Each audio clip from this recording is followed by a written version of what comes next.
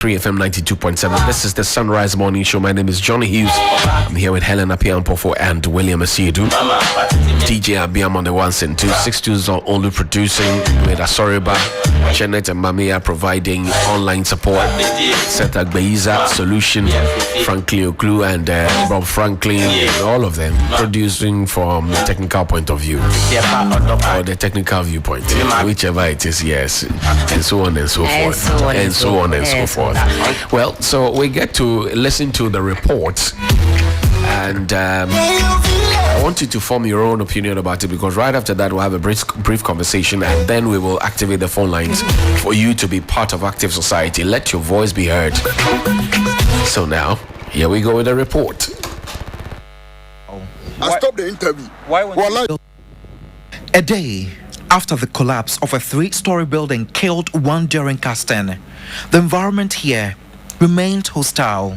I stopped the interview. Why won't you make everybody can stop the interview? Prince, you know what you do. Why go. I respect you a lot. Wait, but why won't you allow him to do I beg you, Lord. I'm not gonna make him do the interview. Why? Prince. He was not here when that happened. Why are you doing interview? A man from nowhere, believed to be a land guard according to residents, barged into the news team, stopped us from engaging a resident who witnessed the collapse of the building, leading to the death of one person and injuring some. I can't do. Yourself, you do interview. You can do interview, but he no go do. You no go fit do interview. Why has a longer tail? Okay, is it because a 3-story building was put together in like 2 weeks, and you think it's okay? You think it's okay for something like that to happen? Residents say this kind of intimidation has been common since the collapse of the building. Imagine a 3-story building being put together in just 2 weeks. An appalling experience being described by eyewitnesses and residents. Some people has passed on. One guy as the security of the company, this company, and 5 people were injured. Died yesterday. Though the site has been marked by the Ghana Police Service to avoid people from accessing the area, all debris were cleared in less than 13 hours before daybreak. Members of the Ghana Institute of Engineering who visited the site to ascertain the extent of damage were astonished. The site seems to have been cleared overnight, so it's difficult to even appreciate what kind of structure was being put up. But we want to reiterate that this kind of incidents are things that shouldn't happen at all if professionals are used. And the law, which is the Act 819, makes it clear that professional engineering practitioners should be used in all construction projects. Eyewitnesses say workers were hired to clear the space throughout the night. The accident raises further questions about the insurance of permits and supervision of construction work in Ghana. The Langpantanan Medina Municipal Assembly is responsible for granting permits in this neighborhood, but efforts to get answers from them proved futile. Wise Ametefe, a registrar with the Engineering Council, says the controls must be tighter. Maybe the developer did not go through the requisite processes to have the building approved. You need time for the concrete even to cure. You can't just continue and have 3-story building in 2 weeks' time. No. If you go through to the route and he is found to be capable, we'll bring him to book. We can either sanction him or take him to court. For 5 consecutive times in 4 years, I've been here at the Ghana National Fire Service to find answers as to why they haven't been able to acquire a rescue tender since the institution was founded in 1997. Well, did you know that if there's a road crash and victims are stuck in a car that has been crashed, it is the responsibility of the Ghana National Fire Service to cut through to be able to bring out these people safely? Well, one of the unfortunate incidents that has actually climaxed it all for me is the one that happened on May 1 in Medina, where a 3-story building structure collapsed on workers. Unfortunately for some of the workers, one of them died, and it was a tedious task for the team of the Ghana National Fire Service to be able to cut through the debris to bring this person out. Well, they were not able to conduct the exercise on time because they didn't have the right equipment. Probably a life could have been saved. In our situation as at now, we don't have a complete rescue tender. What we have is the fire tender that has some amount of rescue equipment in. So you get to incidents like this, and it is a bit difficult to carry out the rescue operations. We don't have the necessary equipment to extricate and bring the victim out. So we had to go in for an excavator from a private firm. So that was what we were able to employ to retrieve the body. Godwin Asideba, TV3, Accra. Well, so that's the report by Godwin Asideba there. We do know that the Greater Accra Regional Director of the National Disaster Management Organization, NADMO, Archibald Kobina, has disclosed that the cause of the building collapse at Adenta West Medina is due to the use of inferior building materials. He explained that it was discovered from initial observations at the site of the building collapse that the materials used in the construction were of very low standards. Well, the MC for the area is joining us on the phone line. Good morning, madam, and thank you very much indeed for your time. Good morning. Jennifer Dede Adami. Thank you very much indeed for joining us this morning. Now, first of all, how did the assembly take it when this building collapse came to your attention? Well, good morning once again, and good morning to your listeners.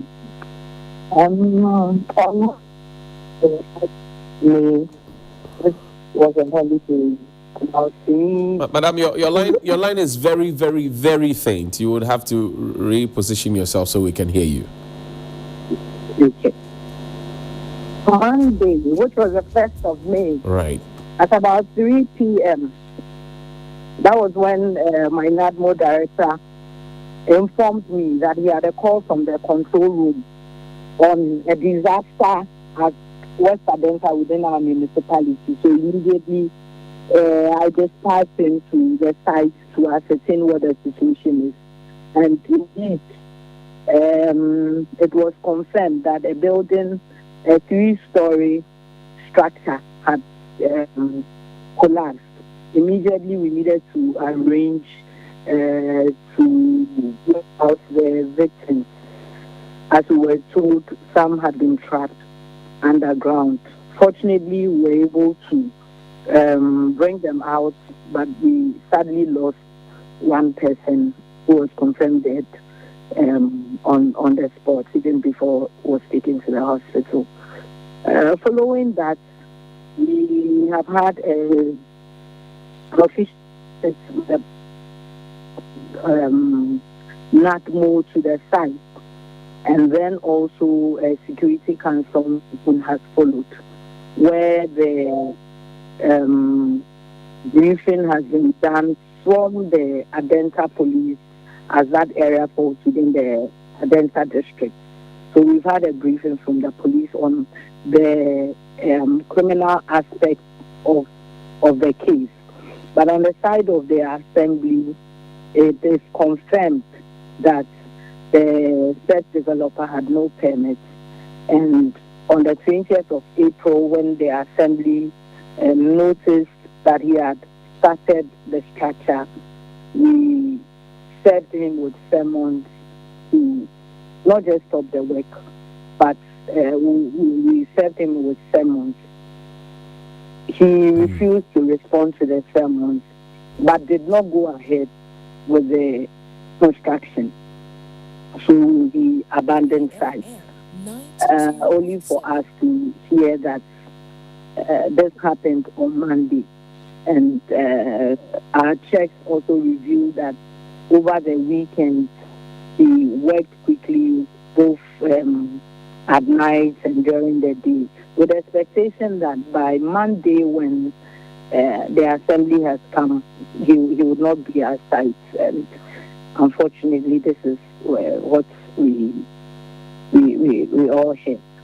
Yes. Would you say this unfortunate incident happened on your blind side?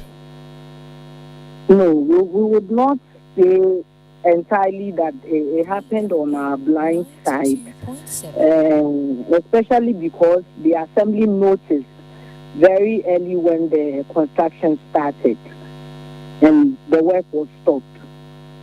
But then it is later part, because this whole structure was put up within 2 weeks. And it is not surprising that we are receiving such news, because from the 20th of April to now, or from the 20th of April to the 1st of May, it's been less than 2 weeks. It's less than 2 weeks. And if someone can put up a structure, it's framed.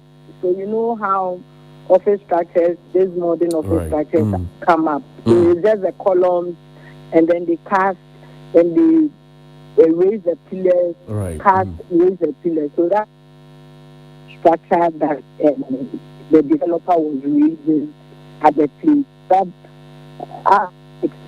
preliminary checks revealed that even the concrete was not well cured before they continued with the pillars that they put on the floors as they were going. And the area itself, for a very long time, has been a low-lying area and suffers a lot during the floods. So it also means that a lot of engineering works needed to be done on the ground. And with that, we would have to consult, since we as an assembly do not have the expertise, we would have to consult the agency in charge to give us officially a report on the area, do the soil test and all of that, to show what actually led to the collapse of the building. Now, I do know that for you to acquire a permit from the assembly, there are also documents that are given to you to suggest that at every step of the construction, whether you are excavating the ground to cast your concrete for your foundation, whether you are laying bricks to actually fill for your foundation, at every step there's a building inspector or inspectors who come around to sign off according to the permit you have, the structural details that had been okayed by the assembly. Was this done for this particular building? To the extent that even the building had no permit whatsoever. So it is when you have a permit and we have approved your permit based on the structural drawings that you have submitted. We've seen your plans. The various agencies have all done their inspection on the ground, and your permit has been approved. Then we take you through, or we move with you as you do the construction. So from time to time, we'll move to your site and see if you acquire the permit to put up a 2-story or a 3-story. You are doing that. What the bill of quantities that you submitted to the assembly, what is the ratio for even your concrete that you are mixing? We check all of that based on what you have submitted. But in this case, he has not even submitted drawings. He doesn't have a permit whatsoever. So it would be even wrong on the part of the assembly to now go and supervise the mixture that he's doing, the materials he's using. But then how basis would the assembly be doing that? Jennifer, how possible is it that somebody could be building such a huge building within the confines of the assembly without a permit? Is that the normal thing? Well, we have a number of developers, which is, I beg to say, it is a national problem. I'm not the only chief executive who would say this. Even if you go up north, southern, Volta, everywhere, anywhere. We have developers who would not go through the process until the assembly comes to stop them. It is something that developers do. But there are some who know that I do not want the assembly to come to my side and embarrass me. For some people, even the red paint feels like an embarrassment to them. So they want to go through the process to acquire a permit before they begin their construction. But for a lot more of the people, they also believe, oh, I bought my land, after all, the land is for me. So I can go ahead and do whatever I want to do. So we have some people who do that. And in this particular instance, the negative narrative that has been visited upon you, some have suggested that you are now trying to play catch up as an assembly by sending people there when actually your Metro Guard should have been out and about and should have seen this building right from day one. What do you say? So like I indicated, we saw the building on the 20th of April. So we are not playing catch up. Catch up would mean that we didn't know about it at all, and then the news happened, and we didn't even know there was a building like that. At the time you saw the building, what level had it reached? At the time we saw the building, he had just raised the column, the corner. Right, the pillars, the right. Iron rod. That's right. In the corners. Because even foundation was not done. But to raise the columns, he would have put down the mats to be able to raise the column, correct? That is the problem, and that is why we need even experts to come and tell us. The other unfortunate thing is that from the night the incident happened to the morning when an official inspection was to be done, the developer had cleared the site as though nothing had happened, which is also another part of the criminal aspect that the police will be handling for us. But definitely there's a motive. There's a motive. If accidentally, I mean, people are putting up a building and accidentally the building collapses, maybe due to structural defects or something, the building collapses. I'm not sure you would want to quickly move things out of sight with the intention. I don't want to preempt what will happen in the court, but from a layperson point of view, I feel the developer wants to hide something. That is why the site will be cleared. Do we know who this developer is? Yes, the developer, we know the developer was arrested on the night of the incident and has been granted bail. But we are following through the full case. And what is the developer's name? We are told that his name is Kan Ganu. Kan Ganu.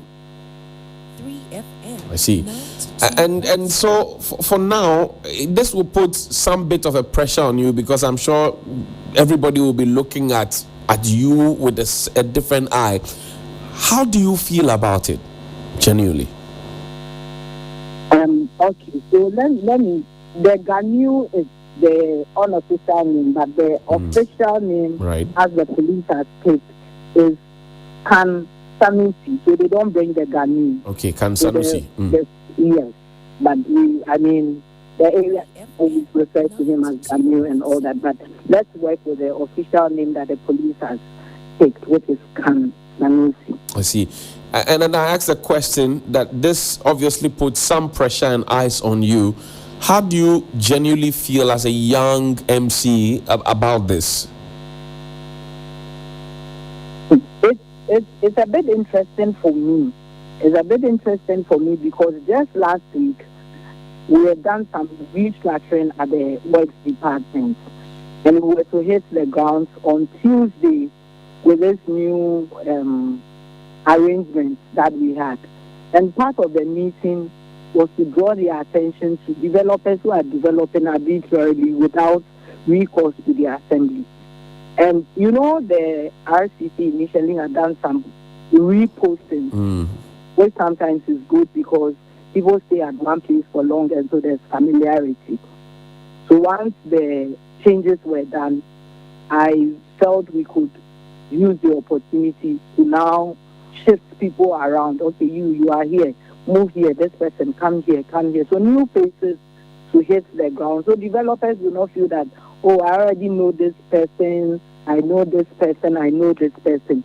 So we did that kind of arrangement with the hope that on Tuesday, the new team begins work only to experience this unfortunate incident. So for me, I have spoken with my work engineers, I've spoken with the team, and I've told them exactly what I was speaking to you about last week. Now, we have to be confronted with this. So it means that your work is going to be even more heinous than we even imagined it to be. Because now everybody is coming. This person is calling. There's an ongoing structure, 2-story, 5-story behind my house. I'm not sure whether the person has a permit. Is it possible that your people can come and check it and all of that? For us, it is good. And all we need is just a GPS location to that place. We would follow up ourselves. You don't have to let us know that you reported to us. All we need is the GPS to the place, and then we do the follow-up to such sites. And we intend to do prosecutions because we believe that people know what they are supposed to do, but we take advantage sometimes of the system and not do it. So we intend to do some prosecutions as well. And we'll brief the media on the actions that we are going to take as we go along. The phenomenon where people inscribe the stop work that the assembly would usually write on buildings that do not have the requisite permits. They write the stop work with their own red ink, stop work, produce permits, yada yada, all the things that assembly would usually write. Does it also happen that developers themselves write that to ward off inspectors who would want to come and do proper checks, and that they assume then that, the inspectors have been here already, so there's no need revisiting the place? Well, we hear some of these things, but I am yet to experience it that a report has been made that when we went to the site of the developer, he had written it himself. But we hear it's something that, just like you are saying, it's something that we hear, but I cannot say that I have an example to speak to that we went to this particular site and that has been done. 3FM 92.7. Jennifer, thank you very much for your time this morning. That's Mrs. Jennifer. Before I go, please use your platform. It's the family. They are told by the police to be arriving from Kumasi this morning. We'll follow up to the police station this morning as well once they arrive, and then officially we'll commiserate with them. But I'm using your platform to reach out to them as well, wherever they are, and also to wish those in the hospital a speedy recovery, so that God gives them back their life. You sound commiserate, but in there it sounds also like you're trying to take a bit of the blame. Is that the case? I would not take the blame. Somebody has. The assembly will not take the blame for this. Thank you. Mrs. Jennifer Dede Ajaben. She is the MCE for La Nkwantanan Medina Municipal Assembly, joining us on the phone line now. Hey, 25 minutes after 8.